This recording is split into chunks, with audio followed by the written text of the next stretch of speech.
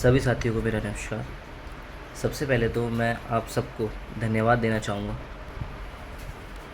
कि आपने मेरी लास्ट वीडियो पे बहुत ही अच्छा रिस्पांस और 100 प्लस व्यूज़ उसमें आपने करे। और मैं आपसे यही आग्रह करूँगा कि अगर आपको वीडियो पसंद आए तो चैनल को लाइक, सब्सक्राइब और कमेंट ज़रूर करना। और अगर आपको अच्छा लगे मेरा विचार तो इसको शेयर भी ज़रूर कीजिएगा।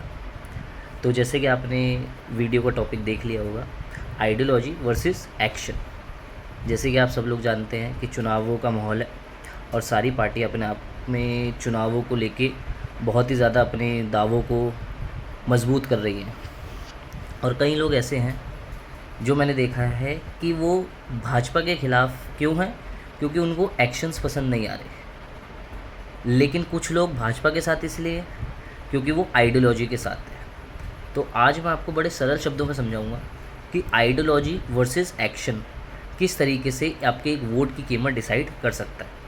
सबसे पहले अगर मैं विरोध की बात करूं या भाजपा के विरोध की बात करूं, मोदी जी के विरोध की बात करूं, तो कई लोग उनके एक्शन से विरोधी हुए पड़े। पता नहीं वो क्या कह रहे हैं कि बेरोज़गारी बहुत है, गरीबी बहुत है और तानाशाही चल रही है।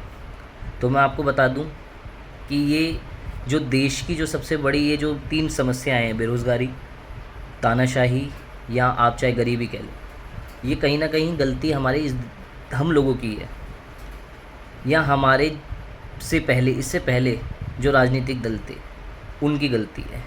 क्योंकि आपने भी देखा होगा कि हमारे देश की जो जनसंख्या है वो करीब तकरीबन 150 करोड़ के आसपास है। तो कहीं अगर एक कमरे में 10 लोगों की जाएगा और वहाँ पे 100 लोग इकट्ठे हो जाएं तो वहाँ पे हौश पौश तो मचनी जायज़ है ना। और इसी के साथ हमारे देश की भी सबसे बड़ी समस्या यही है, हमारे देश की गरीबी की सबसे बड़ी समस्या ये है कि हम दो हमारे दो, हमें पहले से ही ये इस बारे में सोचना चाहिए था। या हमसे इससे पहले भी जो राजनीतिक दल थे, चाहे वो कांग्रेस हो, वैसे तो मोस्टली कांग्रेस ही रही है, उन्होंने कभी इस बारे में सोचा ही नहीं। मैं सिर्फ मुस्लिम्स लोगों की बात नहीं कर रहा, हिंदुओं में भी काफ़ी जगह ऐसे है कि पॉपुलेशन ग्रोथ बहुत ज़्यादा हुई। तो उस वजह से अब जो एक्शंस हो रहे हैं तो हमें ऐसा लग रहा है कि देश में गरीबी है, देश में बेरोज़गारी है और कहीं ना कहीं जो है मोदी जी वो एक्शंस को कंप्लीट नहीं कर पा रहे। लेकिन ऐसा नहीं है साथियों, बहुत सारी चीज़ें, बहुत सारी उपलब्धियां मोदी जी ने करी हैं।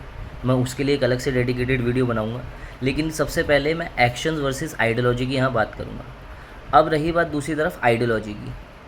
देखिए, आइडियोलॉजी यानी विजन, कि हम जो भाजपा समर्थक हैं वो भाजपा समर्थक सिर्फ एक्शन के साथ नहीं है। एक वोट को डिसाइड करने के लिए आइडियोलॉजी भी बहुत ज़रूरी होती है। आइडियोलॉजी किस चीज़ की, कि जो भाजपा समर्थक है वो एक विचारधारा के साथ जुड़े हुए हैं। माननीय प्रधानमंत्री श्री नरेंद्र मोदी जी की एक जो विचारधारा है, हम उसके सपोर्ट में हैं। एक्शंस ठीक है, कभी कुछ सही भी होते हैं, कभी कुछ गलत भी होते हैं, लेकिन जो एक विचारधारा है वही एक भाजपा समर्थक को या एक देशभक्त को आगे, अपने देश को आगे ले जाने के लिए प्रेरित करती है। चाहे आप मैन्युफैक्चरिंग के सेक्टर में ले लो, आज हम दुनिया के दूसरे सबसे बड़े मैन्युफैक्चरिंग है। हमारे इंफ्रास्ट्रक्चर को ले लो, जिस तरीके से हमारे रोड्स विकसित हुए हैं, जिस तरीके से हमारे देश की इकोनॉमी बूस्ट हुई है, ये सब एक आइडियोलॉजी, एक विचारधारा के अंतर्गत आती है।